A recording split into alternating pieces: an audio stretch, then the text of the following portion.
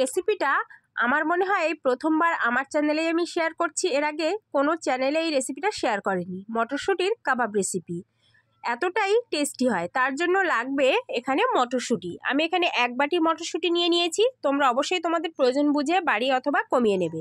তারপর একটা মিক্সিতে দিয়ে অল্প একটু পানি দিয়ে এটা একটা মিহি পেস্ট করে নেব। আর তার আগে বলে রাখি, তোমরা আমার ইউটিউব চ্যানেলে যে সমস্ত নতুন বন্ধুরা আছো প্লিজ চ্যানেলটা সাবস্ক্রাইব করে রাখবে। আর ফেসবুক পেজ থেকে দেখলে পেজটাকে ফলো করে পাশে থাকবে। এরকম নিত্য নতুন রেসিপি আমার পেজে আমি প্রচুর আপলোড করে থাকি, তোমরা চাইলে দেখে নিতে পারো। তারপর একটা পাত্রে ঢেলে নিয়েছি, দিয়ে দিলাম ঝাল কুচি মানে কাঁচা লঙ্কা কুচি, আর দিয়ে দিলাম পেঁয়াজ কুচি। তার মধ্যে দিয়ে দিলাম স্বাদ মতো নুন, হলুদের গুঁড়ো আর ঝালের গুঁড়ো, দিয়ে দিলাম জিরে গুঁড়ো। তারপর দিয়ে দিলাম এখানে বেশ কিছুটা ধনিয়া পাতা কুচি। তারপর ছোট্ট এরকম একটা বাটিতে মেপে 1.5 বাটি মেপে দিয়ে দিলাম বেসন। তারপর এরকম বাটির 1 বাটি দিয়ে দিলাম চালের গুঁড়ো। চালের গুঁড়োটা দিলে বেশ খেতে ভালো লাগে, মুচমুচে ব্যাপারটাও আসে। তারপর দিয়ে দিলাম এরকম ম্যাগি মশলা। ম্যাগি মশলাটা অপশনাল, তোমরা না চাইলে না দিতে পারো, তবে দিলে খেতে ভালো লাগে। তারপর এটা হাতের সাহায্যে খুব সুন্দর করে মেখে নেব। আর মাখতে মাখতে যদি একটু ঢিলা অবস্থা থাকে তাহলে আরেকটু বেসন দিয়ে নিতে পারো। তো আমি খুব ভালো করে এখানে মেখে নিয়েছি। তারপর একটা বাটিতে একটু ডিম ফাটিয়ে নিয়ে তার মধ্যে সামান্য একটু নুন দিয়ে ভালো করে এটাকে ফেটিয়ে নেব। খুব সুন্দর করে এটাকে ফেটিয়ে নিতে হবে। খুব সুন্দর করে যখন ফেটানো হয়ে যাবে, আমি এর মধ্যে দিয়ে দেব সামান্য একটু, এখানে দিয়ে দিয়েছি বেসন। আমি এখানে 2 চামচ বেসন দিয়েছি, তোমরা চাইলে কর্নফ্লাওয়ারও দিতে পারো। তারপর সামান্য একটু পানি দিয়ে ভালো করে এটাকে ফেটিয়ে নেব। এই বেসন আর পানি দেওয়ার এই ময়দা আর পানি দেওয়ার কারণটা হলো, যেহেতু আমি এখানে একটা ডিম ব্যবহার করছি তাহলে ডিমের পরিমাণটা কম লাগবে। আর তোমরা যদি এগুলো না দিতে চাও তাহলে এখানে 2টো ডিম ব্যবহার করতে পারো। আমি ডিমের পরিমাণটা কম লাগার কারণে পানিটা আর বেসনটা বারবার বেসন হয়ে যাচ্ছে, এই ময়দাটা ব্যবহার করতে পারো।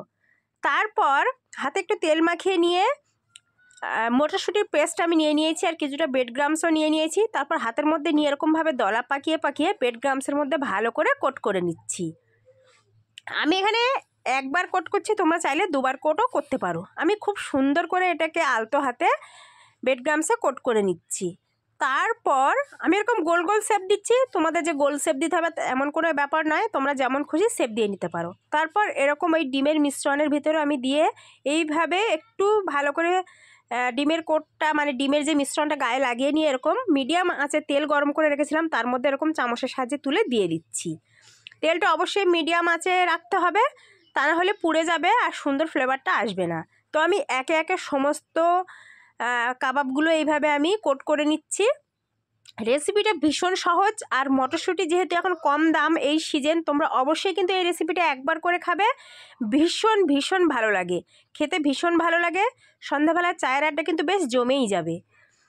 তো একে একে আমি সমস্তটা উল্টিয়ে পাল্টিয়ে আমি ভেজে নিচ্ছি। আমি একদিকে একটা করে ভাজতে থাকছি, আবার পাশ থেকে আবার আরও দুটো একটা করে আমি দিতে থাকছি, এরকম করে করে আমি ভেজে নিচ্ছি। তো এটা আমার সুন্দর একটা কালার এসে গেছে, আমার এই পর্যায়ে ভাজা হয়ে গেছে, এটা আমি তুলে নিচ্ছি। দেখতেই পাচ্ছ কতটা সুন্দর হয়েছে। তো আমার এই মটরশুঁটির কাবাব রেসিপিটা তোমাদের কেমন লাগলো অবশ্যই কমেন্টে জানাতে পারো। আর ভিডিওটা ভালো লাগলে একটু বন্ধুদের মাঝে বেশি করে লাইক কমেন্ট আর শেয়ার করে দিও, যাতে করে অন্য বন্ধুরা এই মটরশুঁটির কম দামের সিজনে এটা বানিয়ে খেতে পারে।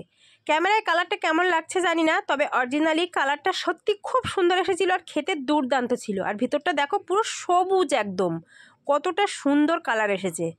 ক্যামেরায় কালারটা একটু অন্যরকম লাগছে, তবে রিয়েলে কালারটা খুব সুন্দর ছিল। আমি টমেটো কেচাপের সঙ্গে এটা শেয়ার করেছিলাম, আর এই টমেটো কেচাপটা কিন্তু আমার নিজের হাতেই বানানো। অবশ্যই আমি ডেসক্রিপশন বক্সে লিঙ্কটা দিয়ে দেবো, তোমরা দেখে নিতে পারো।